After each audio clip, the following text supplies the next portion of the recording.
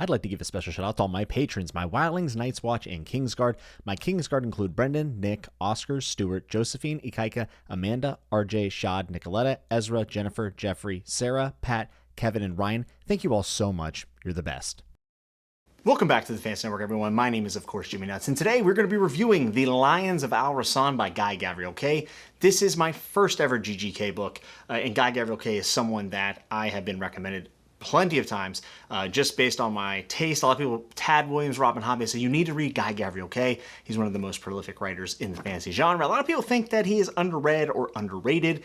He's done works with the Tolkien estate. He helped with the Silmarillion, and it seems among authors is very, very highly respected. When I had Steven Erickson on chatting with Nuts, he had a lot of positive things to say about Guy Gavriel Kay, as well as they went to the same high school, which I thought was actually pretty neat. But today, we're going to talk about my thoughts and opinions and overall review for The Lions of Al-Rassan by Guy Gavriel Kay. And I need to be clear that The Lions of Al-Rassan is very much a historical fantasy. It seems that Guy Gavriel Kay likes to take times in history and periods in history, and then he will flesh them out with the fantasy world and kind of mirror our world and add a little bit of fantasy to it. He isn't over the top with his fantasy, so if you're a fan of low fantasy or history, I think that this could really, really mesh with you in most of his books as well. So as a fan of history, a fan of low fantasy, I was stoked for this book. Also, to be honest with you, I like the fact that it's a standalone. I've been reading a lot of big series, so to have a standalone was a little bit less pressure. But man, the world that Guy Gavriel Kay sets up in Lions of Al-Rassan could easily have lended itself to a way bigger world. It almost felt like the beginning of a much larger series. So that kind of tells you that none of the world building is really skimped on for me, or the characters, or the plot. I almost finished this book and was a little disappointed there wasn't more to read. So out of the gate, in the prologue, this is no spoilers, but it's in the prologue, so I don't consider this a spoiler. A caliph dies, and then immediately it topples the power structure for all these petty kingdoms, and you realize the stakes are going to be high at this point, and things are going to get really, really serious. I think that immediately out of the gates, it shows that this is a big deal and kind of sets the stage for what's about to happen. And you know, this isn't reinventing the wheel or anything, but what I do like is that it feels like an examination of what a power vacuum does in an area where there is no clear ruler or way of living or whatever, and there's tons of different cultures in a power vacuum.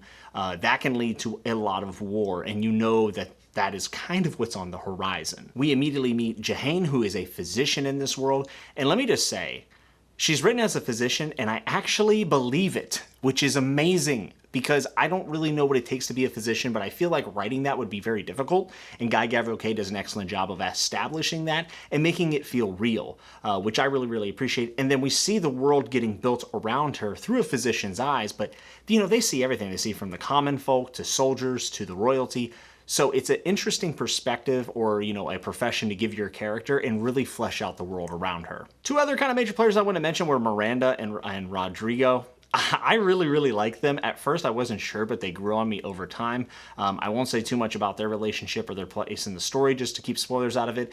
But each character felt very, very distinct to me. And while Guy Gavriel Kay might not be the best character writer I've ever read, everything felt like it had amazing care put into it to place them at the place in their story where they belonged. One of the things about this book that really captivated me is that I really like a slow, methodical pace to my fantasy books. Like, I want stuff to happen, but I also want to take time to process it. And a lot of stuff happens in the Lions of Al-Rassan, like major events. Like I told you in the prologue with the Caliph dying, well, that's just the tip of the iceberg, folks. There's a ton of stuff that happens, but the big moment's executed rather quickly, like not cheaply or, you know, it's not super vague. It happens, it's executed well, but it's quick. And then we get that melodramatic kind of, you know, really slow burn of the drama surrounding the event, whether it be prior or after. And this is the kind of fantasy that I really like, is dealing with the fallout of those big wow events. I'm not so much interested in what happens when you stab a caliph in the back and how he dies, but I'm excited to see what the fallout is of that. And Guy Gavriel Kay does a very good job of being methodical, thinking these things out, and it just makes sense to me. And that is where a lot of his strengths lie, I think, in his writing, is being able to examine and then bring the drama to the forefront and explore consequences. And I kind of touched on how it is historical fantasy. Now, as far as the fantasy elements, I like what he does here. And Jake Bishop, who's another booktuber, actually kind of explained this to me. But Guy Gavriel Kay takes an approach to the time period in which he's kind of mirroring and looking at whatever the myths or, just like what did people believe in, whether it's true or not. And then he makes it objective truth in his works. Like Jahane's walking around with like a urine bag, which we know now does not work. But back then, it was thought that that was a legitimate medical treatment. Well, in the Lions of Al-Rassan, because it's historical fantasy, it is objectively true that it is healing people and she's doing her job properly. So those are like the little fantasy elements, and I really, really enjoy that stuff. I like knowing in the past of what people believed and what we might perceive as magic that they thought was truth, or, just myths and tales. So for the lore and the fantastical elements to be kind of mirrored off that is really, really cool. I've seen some people say that you have to have a historical context or knowledge of this time period to enjoy the story. I totally disagree with that. In fact, if you didn't know that it was based on historical events in a mirrored world, I don't think that you would ever question it. You would just say, oh, it's magic, right? Like, we don't question Stormlight and Stormlight Archive and those kind of things. Now, Brandon obviously explained those in a lot of detail, so maybe that's not the best example. But like, you have to take it at face value and kind of understand through context clues of what's happening. But I don't think you have to have any historical context to understand the story, because I didn't. I don't understand or know about this time period in history. However, I was able to enjoy the book and take it for what it was worth and understand that pieces of it were considered fantastical, which now I know were pieces of lore back then. So that's something that maybe you would like or dislike. I happen to really mesh with that. Listen, Guy Gavriel Kay is so talented when it comes to the culmination of all the dramatic things that are building up. The payoffs in this book all felt very well earned and deserved. They were like flawlessly executed and kind of weaved together. And there's like a huge event in the book, which I won't spoil, but it's told from different POVs. And we actually don't know who this event happened to. But we see the reactions and this thing unfolding through different POVs, and then all at the end we figure out who it is. And it's kind of heartbreaking, but to the way he unlayered that onion through the different POVs while keeping us in the dark about who it was, but it didn't feel like annoying to where I'm like, just give me the information. I was hanging on to not each page, each word. And to me, that is like just weaving a perfect dramatic moment and really converging it all at the end with such good payoff. That's the masterful part of Guy Gavriel Kay's writing. His prose is excellent. I know everyone talks about the prose. I'm going to be honest, like, he's probably like a top 5 prose person for me, and I really, really enjoy it. But it wasn't even that. It was more of the way he decided to unveil a lot of the big moments in the drama and the interpersonal relationships that got me invested.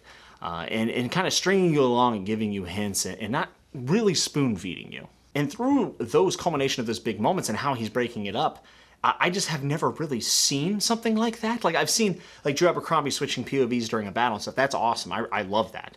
However, this is just different. This is not a battle always. It's like personal events, and the way that it's broken up and the pacing of the novel is very good.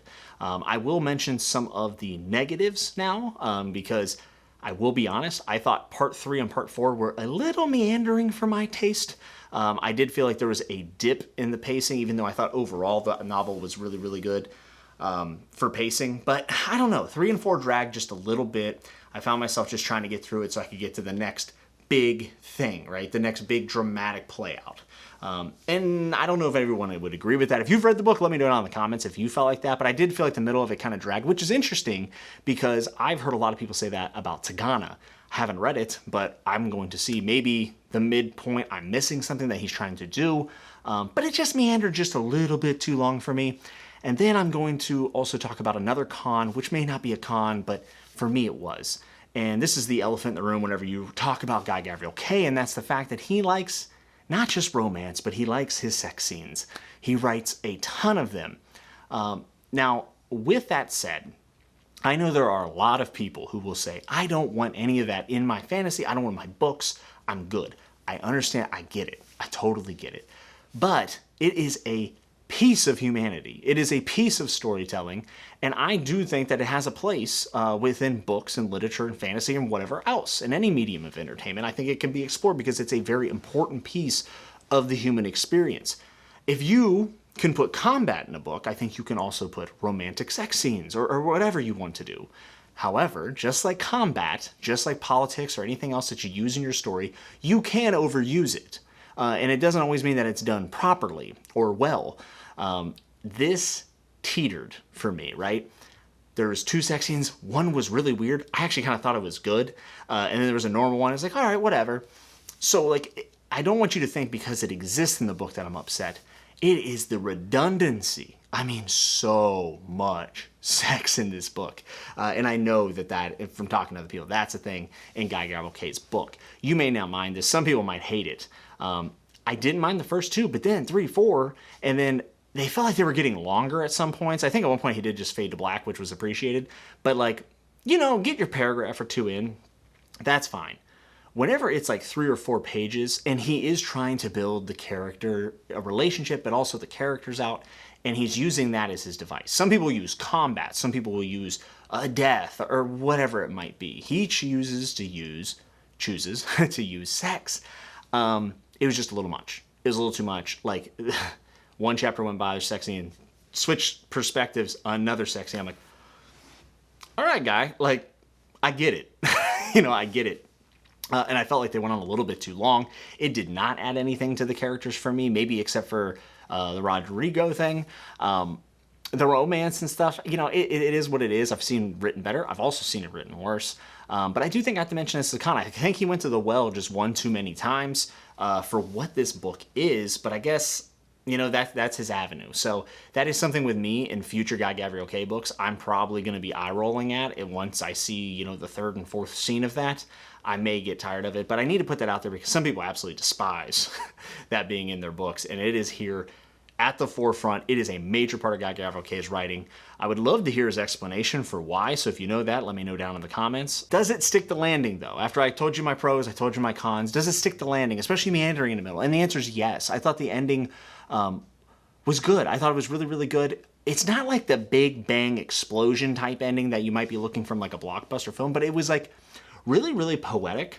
And I felt like it paid off a lot of the POVs and a lot of the prior scenes with those characters very, very well. And it made us feel like we got through the story, but I didn't feel so much of like a big bang climax. And I'm not saying that's a bad thing, but like that is something that you have to point out because some people expect like a huge culmination of like fireworks, right?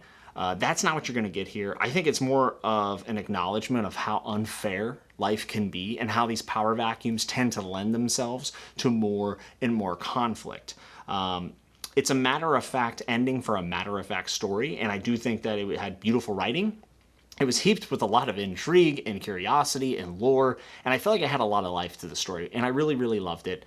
Some really good twists. Some really, really good twists as well, but I can't really talk about that. I don't even like saying that most of the time because that kind of makes you be on your toes if you're going to read it in the future. But yeah, matter-of-fact story, matter-of-fact ending, satisfied. Very, very satisfied. And it honestly has opened up not just Guy Gavriel Kay to me, but it's opened up the fact that historical fantasy is something that I personally really, really like. I love A Song of Ice and Fire.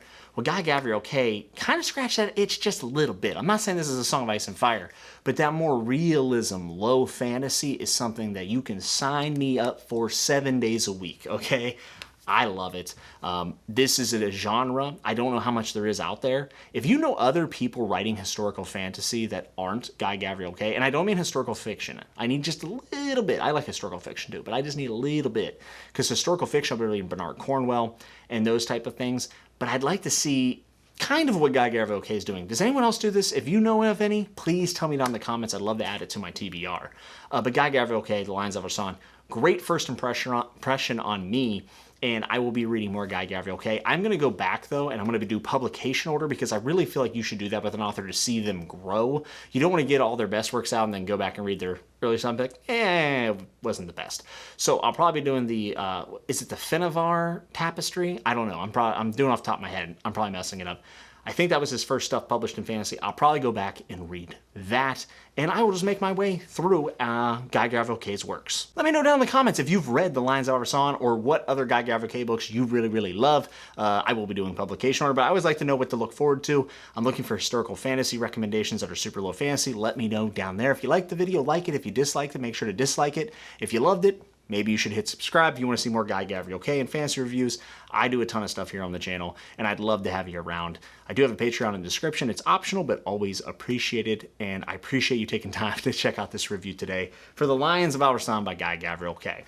And until I see you next time, I hope you're good. I hope you're safe. Remember to always keep turning the page.